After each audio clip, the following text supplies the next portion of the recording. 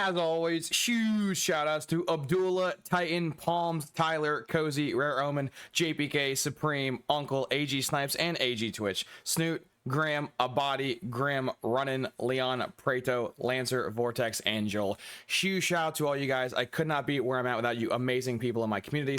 Shout out to all you guys who watch my content, like my content, pull up to the streams, chill for a bit. No matter what game I'm playing, you guys are always, keep me entertained while I entertain you guys. It means the absolute world to me. You guys are phenomenal. And an even bigger shout out to our two members we got two members. If you guys don't know, I have unlocked members on YouTube finally. So if you would like to go above and beyond and support me even further than you guys already have, you guys can.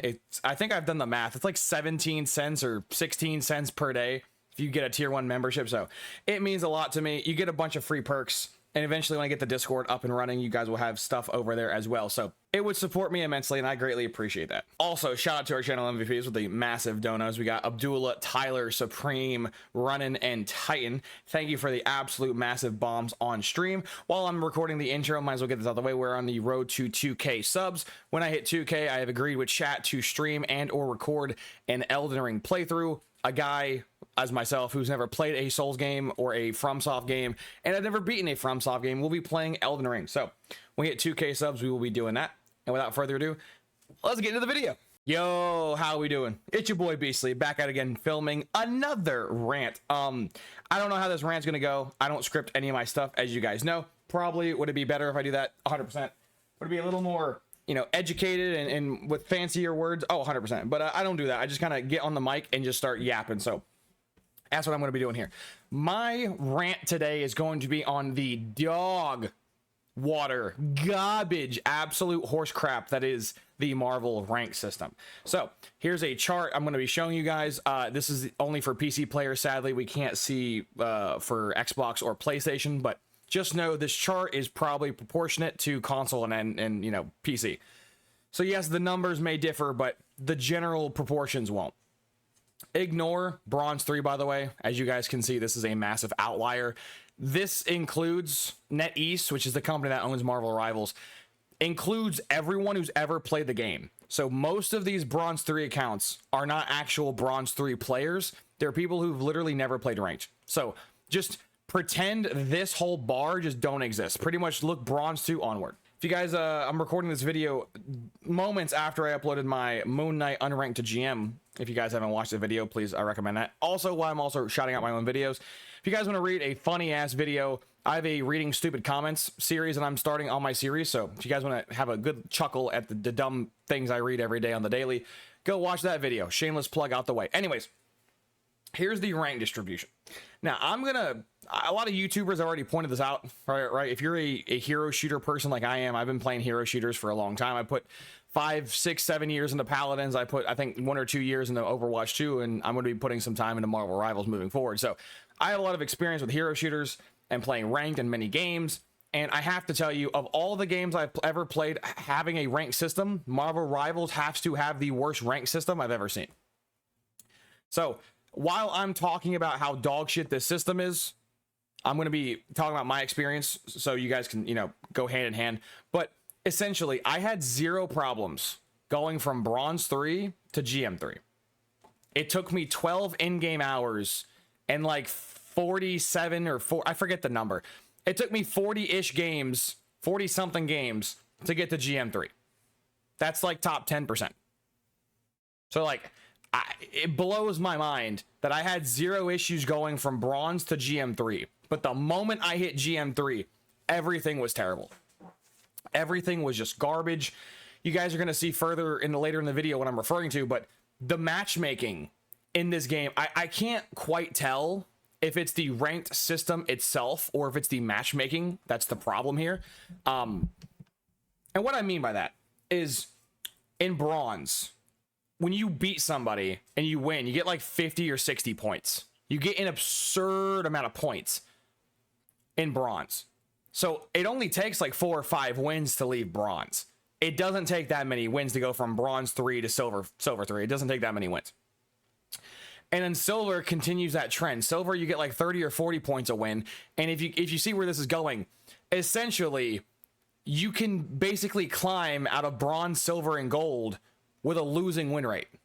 because the amount of points you lose per loss is nowhere equivalent to the points you win.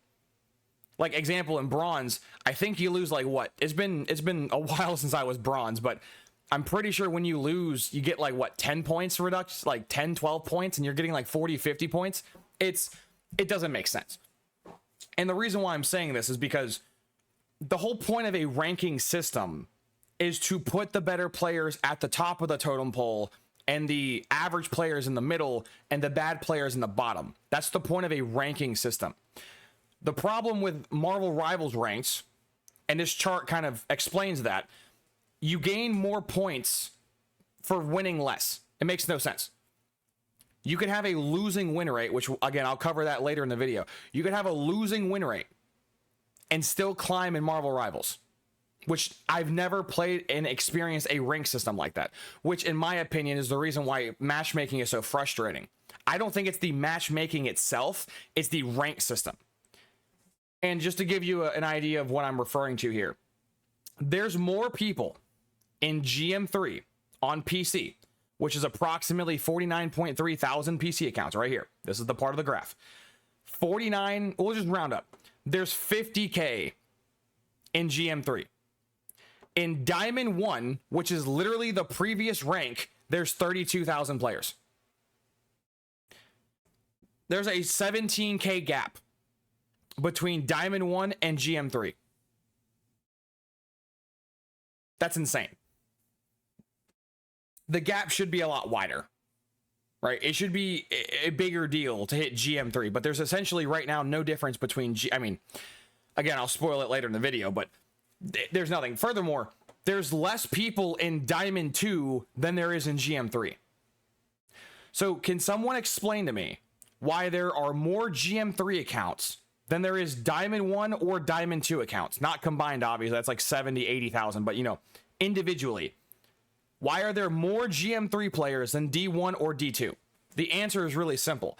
You gain 25 or 30 points for a win, and then you only lose like 18 to 20 points per loss.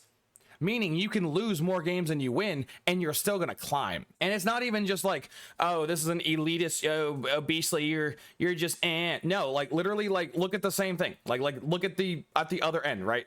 A Celestial 3, there's 13,000 Celestial 3 players. In GM1, which is the previous rank, there's 12K. There's almost no difference between GM1 and Celestial 3. Furthermore, while I'm yapping about this god-awful rank system, can someone explain to me how there are more than 500 players in top 500? Maybe I'm wrong. You guys can let me know in the comments. You can educate me if I'm ever wrong about something in this video. I don't mind, you know, the critique, as long as you come at it in a respectful manner, in a civil manner, and just don't call me a slur like half the people do. Like, from my understanding, one above all is top 500.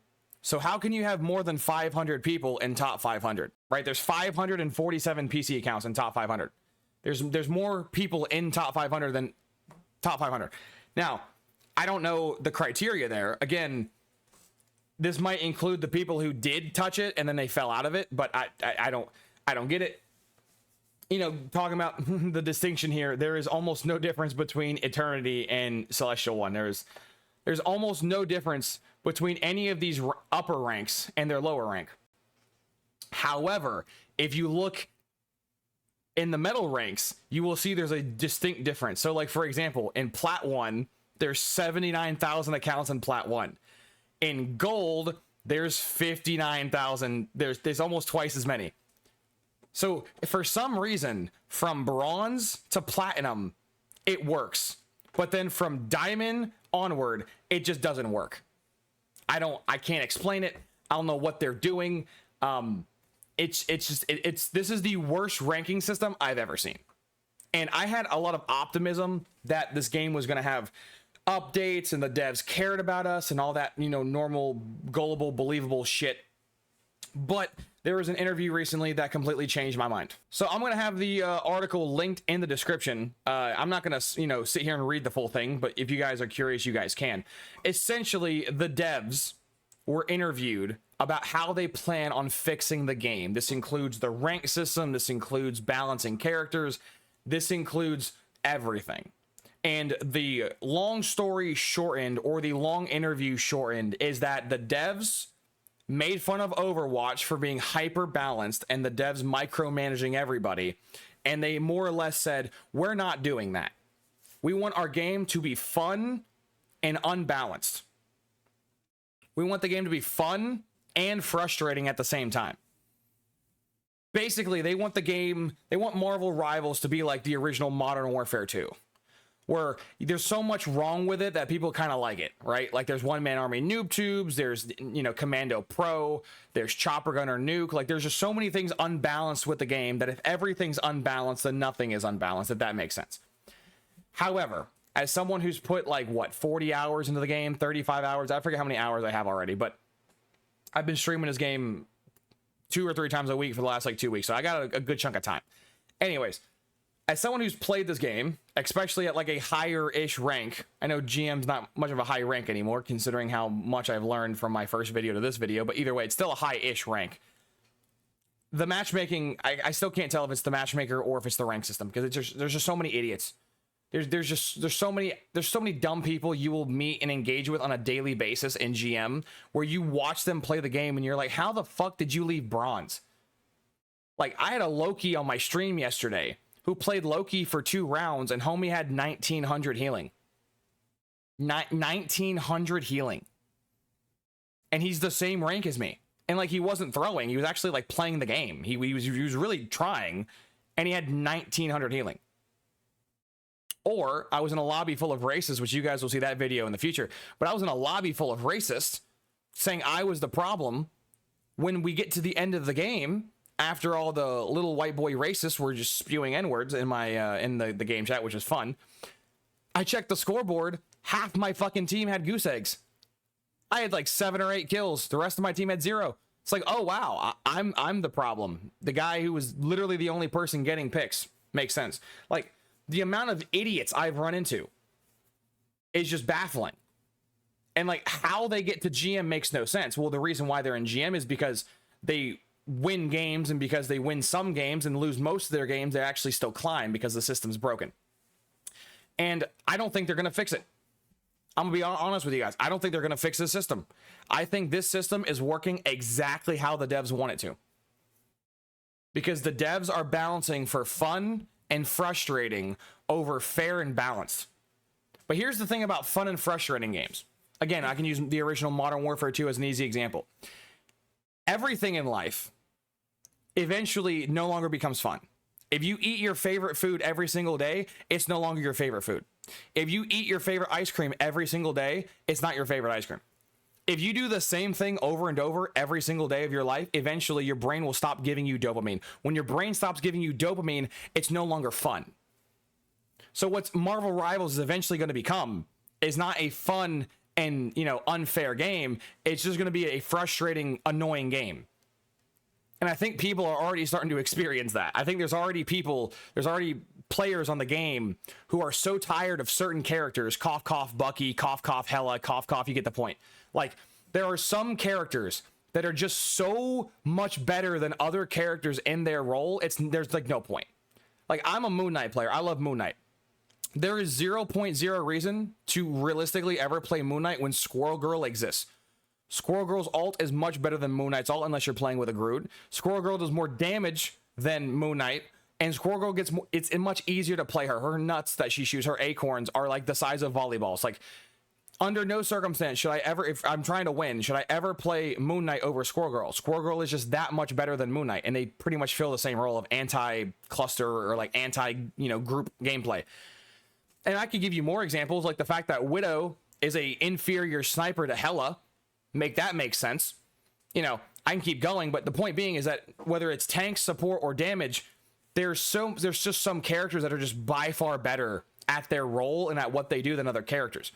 And I don't think the devs are going to buff them or nerf them. I don't think the devs are going to I think there might be some, I'm talking small changes here and there, but again, you see it here itself. The devs don't want the game to be fair. They don't want the game to be balanced. They don't want the game to be competitive. They don't really care. They want to sell a product that have people feeling like they're going on an ego trip, which in turn makes them play the game more, which in turn makes them more money.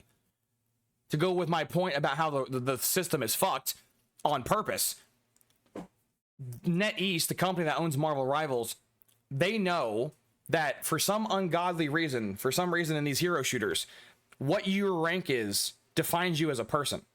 I don't understand why, as a society of gamers, we've developed, I say we, it's not really me, but you get the point.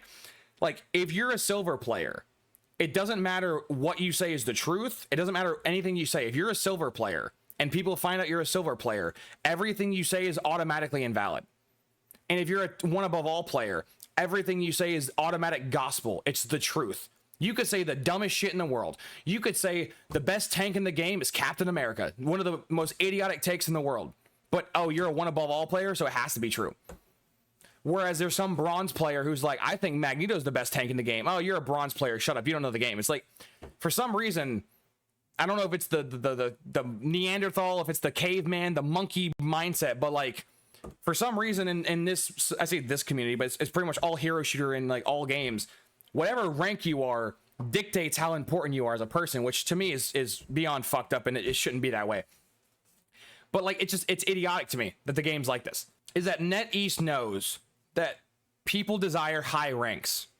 NetEast knows most people can't get high ranks because they're not good enough. It's a skill issue. I know that term's used as like a slur and like a derogatory phrase a lot, but like, it's literally a skill issue. So the system they made was a perfectly crafted bullshit system to where everyone can hit diamond or everyone can hit GM. And the funny part about when something becomes readily available to everybody, it no longer has meaning or value. Insert the syndrome clip from the first Invincibles, right? If everyone's a superhero, no one's a superhero. The same premise applies here. If everyone can hit GM, no one's actually a GM, which is the reason why you see all these, absolute moronic people in a quote unquote high rank that have no understanding of what positioning is or map knowledge or cooldown usage or anything. They don't know. Because they play the game enough, they're going to climb even if they have a losing win rate because they gain more points per win than they lose per loss. It's a horrible system that is, in my opinion, 100% designed how they want it to. They want everyone to be diamond and GM, and if you play the game long enough, you're gonna hit diamond or GM. Whether or not you deserve it or not, it's a whole different subject. So yeah, I had hope prior to this, interview coming out. I had hope that they were gonna fix the system. They're gonna, slightly nerf the overpower. I'm not asking for like a giant overhaul here. I'm not asking to have Bucky gutted or Hela gutted. I don't want no Overwatch type shit where they rework a character every 2 to 3 months. I'm not asking for that. But I think we all can agree that Bucky shouldn't be saying the word again 17 plus times in a match. I think we all can agree that Hela shouldn't be a better sniper than Black Widow, who's, the sniper character. There's certain things that, the bad characters like Moon Knight need to be, upscaled a little bit, and the very oppressive characters need to be brain bagged just a little. I'm not asking for, a full-on rework. Just tweak some numbers, please. But I don't think they're going to do that.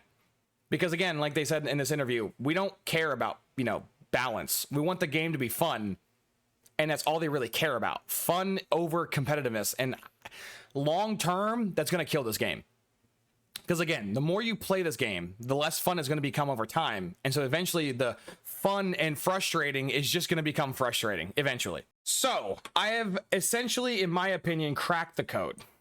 I think I've cracked the code on with almost 100% certainty how you can tell as a Marvel Rivals player on whether or not you're going to win or lose. I've been tampering with some things in the background during streams, recording this data. And trust me, I could make this video 7 hours long, but I know that's not really something you guys want, so I'm not going to do that for you guys. I'm going to show you 2 examples that prove my point. And after I explain this to you, let me know in the comments if you have similar stuff or a similar reflection to what I'm experiencing. Here's the thing. I have the algorithm I've basically cracked is what are the win rates of my teammates in the game, and does it equal to or less than 50%? And what I mean by that is, and I'll show you the stats of my teammates momentarily, but if my teammates have a 49% win rate or lower, I lose every game. If my teammates are 50% or higher, I win every game. And if you guys don't understand win rates or how that works, generally speaking, if you have a 50-50 win rate, which means you lose half the time and you win the other half the time, if you have a 50-50 win rate, that means you are exactly where you're supposed to be. If you have a 50-50 win rate in most games besides Marvel Rivals in silver, that means you're meant to be silver. If you have a 50-50 win rate in diamond, that means you're meant to be diamond. However, in Marvel Rivals, it doesn't work that way. What I've noticed is, you know, most average players don't have average stats in this game, right? They're kind of inflated, if you will. So I was kind of losing my mind at how bad some of these players were. And real quick, I'm gonna just show you some data I have, and I'll talk about it and just let you know what I see. First guy on my team in Dat Prodigy, as you can see, he has 237 wins and 500 losses. If you want to do the math for a win rate, all you do is you divide the wins by the total games played. You divide 237 by 503, and what do you get? You get 47.48. 47.48, which means he falls under the he loses more games than he wins category, and he's on my team. Then we have Mad Dog, 107 wins, 231 losses, which equates to a 46.72 win rate. That's also really bad. Really bad. My Mantis, Mr. Go Guy, 38 wins, 87 losses, which roughly translates to a 43.67 win-loss ratio. I mean, no hate to the people on my team, but for all intents and purposes, these guys lose more games than they win, so I'm going to refer to them as losers. Just so we're clear for context. They lose more games than they win. So for the rest of this, I'm going to refer to them as losers, because that's kind of how that math works. And then we have Don J, 133 wins, 288 losses. He has a 46.31% win-loss ratio. So everybody on my team loses more games than they win, except for me and my boy Titan. If you guys are curious, I'll show you my stuff in a moment. But my boy Titan's win-loss ratio is like 63-64%, and my win-loss ratio is like 61-62%. I obviously stream the game, so my numbers are not going to be concrete. Same thing with all the numbers in this part of the video. Obviously, if they play on their account more, their numbers are going to be skewed, so I only have the data from when I wrote that down originally, so keep that in mind. But more or less, me and Titan have a mid-60s% win rate, and these guys have a low 40s% win rate. We were put on a team of bums, and you would never guess what happened. We lost. And as you can see from the scoreboard, wasn't really particularly close. This was a beatdown. This was, I got SVP, so cool for me. Doesn't really matter, but my support, as you can see, 5k healing. She does not know how to actually wait. 5k healing. I can't even read. She's 100 healing. I'm trying to like turn my head at the scoreboard and read at the same time. You get my point. But she's 100 healing. What an exceptional game she had. But yeah, pretty much my entire team except for me and Titan had a losing win rate. But Beastly, that's just a coincidence that you were paired with 4 players who lose more games than they win and you lost. That's just a coincidence. Okay, let's go check out the other team, shall we? Shake and Bake, their tank, 84 wins, 157 losses. It's roughly, at the time of me recording, they're writing down the data, 53.5% win-loss ratio. So that person's 3% above average. Mr. Cubed, 16 wins, 30 losses. That's a 53.3 win-loss ratio.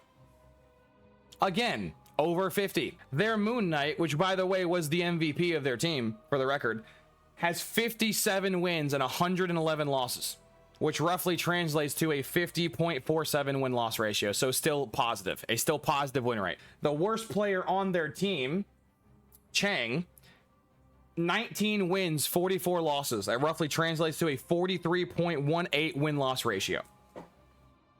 By far, not just the worst player on their team, but a player worse than my worst player. This is the worst player in the lobby. We're gonna call him Sock. I just realized what his gamer tag was.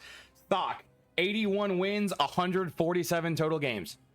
I might have been saying losses this entire time. You get my point. It's wins and total games played. If I kept saying losses, you get my point. Anyways, 81 wins, 147 games played. That's a 55.10 win-loss ratio. So that's pretty above 50. If 55 is pretty high over 50. That's 5%. That's a pretty big number. And then the best player on their team, Mr. Bear, 10 total games played. He has 6 wins. That's a 60% win loss. So I'm gonna read their numbers again and read our numbers. My team: 43.67, 46.31, 46.72, 47.48. Me and Titan had a mid 60s. Their team: 53.50, 53.33, 50.47, 43.18, 55.10, and then 60.0. So if you add all of our team averages up and do their average win rate and my team's average win rate, their team's average win rate is 52.59. My team's average win rate is 51.48. Well, Beastly, that's not that bad. A 52.59 versus 51.48, that's not that bad. Here's my team's win rate when you take away me and Titan, which were by far the 2 best players on this team. And just for fairness, I will take away the 2 best players on the other team too, just to make the data fair. Essentially, my team's win rate when you remove me and Titan, which were the 2 best players, my team's win rate drops to a 46.04. So they basically have a 46 on average, a 46% win rate. Their team, if you take away their 2 best players, on average drops to a 50.12. So their winning percentage only goes down 2%. Ours goes down almost 5%. Meaning me and Titan were by far the 2 best players on this team. And the game expected us or wanted to either. So here's the 2 ways you can look at this. Either the game wanted us to lose, so it paired us with people who struggle to win, or the game expected us to just backpack 4 bums to win the game. And spoiler alert, this game's a hero shooter, a team-based game. Whatever I do and my duo does is only up to a degree, right? If we have supports who aren't supporting, there's no winning the game. If you have tanks who don't understand how to tank, there's no winning the game. If you have DPS who don't understand target priority, who to shoot, what to do, you're not winning the game, right? As much as people want to say, just carry, that's not how it works. If you're going against competent players and you have incompetent players on your team, unless you have a miraculous miracle and the other team goes on full tilt, you're not winning that game. So yeah, my entire team was basically full of losers who lose more than they win, and their entire team, except for 1 player, was filled with winners or people who typically win. And you want to guess who won the game? You want to guess? You want to guess which side won the game? Oh, Beastly, that's one example. You can't make a whole theory from one example. I know. So here's another one. This time, rather than showing you one of the many games I was forced to lose, I'm going to show you a game that me and Titan won. And what you're going to notice a trend when I show you these numbers. So this is game 2. This is a game we won. And let's see if it follows my little theory, my little algorithm for whether or not you're going to win or lose. So my Thor, my tank, Dead Jack, 48 wins, 79 total games played. That's a 60.25 win-loss ratio. Xerxes, which was the worst player on our team, 22 wins, 50 total games played. That's a 44% win-loss ratio. Just Aota, 87 wins, 161 losses, which is a 53.75 win-loss ratio. Sassy Sloop, 88 games won, 171 games total played. That's a 52.72 win-loss ratio. So I'm gonna, and then my win-loss ratio and Titan's win-loss ratio is not gonna change because that's stagnant. So going down the list as our whole team: 60.25, 44.0, 53.75, 52.72, 61.11, and 63.63, which means our group average as a unit is a 55.91. I'm just gonna go ahead and round that decimal up. We have a 56% win rate, which means my team, all except for 1 player, is filled with people who normally win. And you would never believe how the outcome of this game happened. I was placed on a team with people who know how to play the game, and we won the game. I was placed on a team with people who don't know how to play the game, and I lost the game. Are you noticing the trend here? But Beastly, that's only your team. What about the other team stats? I got you. Respawn, 38 wins, 83 matches played. That makes their win rate 45.78, a negative win-loss. Swag, 39 wins, 62 games played. That's going to be by far their best player on their team with a 62.90 win-loss ratio. But this poor guy, as you will see, was forced to be on this team to lose the game. Yeah, 27 wins, 58 matches played. That makes his win-loss 46.55. Genkai, 84 wins, 175 matches played. That brings his grand total to a 48.55 win-loss, so also negative. Bard, the Spider-Man, 46 wins, 89 losses. That's a 51.68% win-loss ratio, which is barely above positive. But, and then we get to the whole point of why I made this video, this Mantis, and I don't mean this to be rude, but this Mantis has the worst stats I've ever seen. Jubilee is their name. 14 wins on 36 matches played. That's a 38.88 win-loss ratio. So I'm going to reread the entire enemy team's win-loss ratio for you. 45.78, 62.90, 46.55, 48.55, 38.88, 51.68. Which means if you do their entire team's average, they average a 49.05, so we're going to round down a 49% win rate. And if you do my entire team, that's a 55.91 win rate. AKA, we have a 6% higher win rate, which to a lot of you guys, I'm sure this is just random numbers I'm spewing, yada, yada, yada. But the difference between a 50% win rate player and like a 55% win rate player is gargantuan. Like in any other game that's not Marvel Rivals, that's a big fucking deal. And we were 6% better than them. That was essentially, for all intents and purposes, this game was the equivalent, to put it in Overwatch terms, of a bunch of top 500 players playing against bronze players. For all you guys who are still here, still watching this video after the 30-minute mark, I appreciate you. Here's the little snippet. This is gonna be a whole video by itself, but here are the racist I was talking about. As you can see, my Bucky had 0 kills, he had 4 assists. My Rocket had 0 kills, 1 assist, and my Invisible Woman had 0 kills, 6 assists. Both my tanks combined for less damage than their singular Groot. My team this game was dog shit. I'm not sure if they were all in a group or what have you, but I got to go back and rewatch the stream, but one of these people on my team, in this team, was saying I was the problem. Yes, the guy that hit, you know, the most kills, most damage, most everything in this game. I was the problem. Yeah. And then because they were losing the argument and I was embarrassing them in front of their friends, he just starts saying the N-word over and over again. And so there you go. If you guys want to go see that live, it's still on my stream, by the way. It's towards the end of the stream. Go find the game where you see me playing Squirrel Girl. I think I have like 2 of them, 1 or 2 of them on the video, so it shouldn't be that hard to find. And yeah, this will eventually make its own video, but little snippet for you guys who are still here at the very end of the video. So yeah, in conclusion, I've pretty much, in my opinion, cracked the formula for how matchmaking works. I think when you win too many games, the game, it's kind of been a meme about loser's queue, like what is loser's queue, but in my opinion, and from the data I've collected over my last like 5 streams, generally every game I lose, I get paired with brain dead bots who lose games more than they win. And most games, I'm pretty sure it's like 90, I forget what the number was, it's not 100%, it's like 90 something percent, so damn near almost every time I get paired with people who have a 50% win rate or higher, I win every game. So moral of the story, when you lose a game, check your teammates' win rates, because if you lose a game and the game pairs you with really bad players, that's probably why you lost. Obviously, obviously it's to a degree, right? Everyone can do better, right? Obviously, you got to blame yourself partially for every loss. However, to what degree you are the problem is very, very, it varies widely.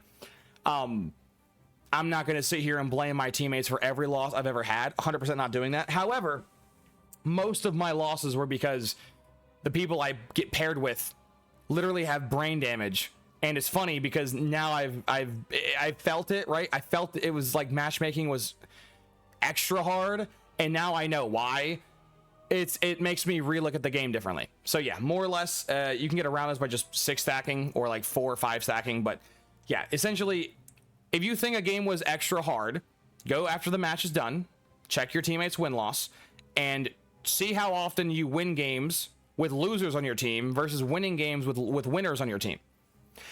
Now, for this entire experiment, I basically had a duo and or was solo, so I don't know how this reflects with like 3 stacks or 4 stacks or 5 stacks, because I don't have that many people who play Marvel Rivals, so obviously I can't give you the data for like large groups of people. But yeah, for my solo slash duo queue experiment, every game we lost, we were paired with people who primarily lost, and every game we won, we were paired with average or above average win rates, and we won. So moral of the story, losers queue is a real thing. The people who lose more games than they win and still climb shouldn't be a thing. And this game makes your life, if you're a good player, extra hell by pairing you with, in my opinion, brain dead players. But let me know what you guys think down below in the comments. This is probably my first Marvel Rivals rant, so we'll see how this goes. As always, I hope you have a wonderful morning, evening, night, afternoon, or day, depending on which time you watch my content in the future. Like, comment, and subscribe on YouTube. It means a lot to me. Drop me a membership, please, if you guys can. Brand new to the channel, so my membership board is very new. So if you want to have your own special section in the intro, being a member, greatly appreciate that as well. It comes with very cool perks. And so yeah, I'll see you when I see you. Deuces.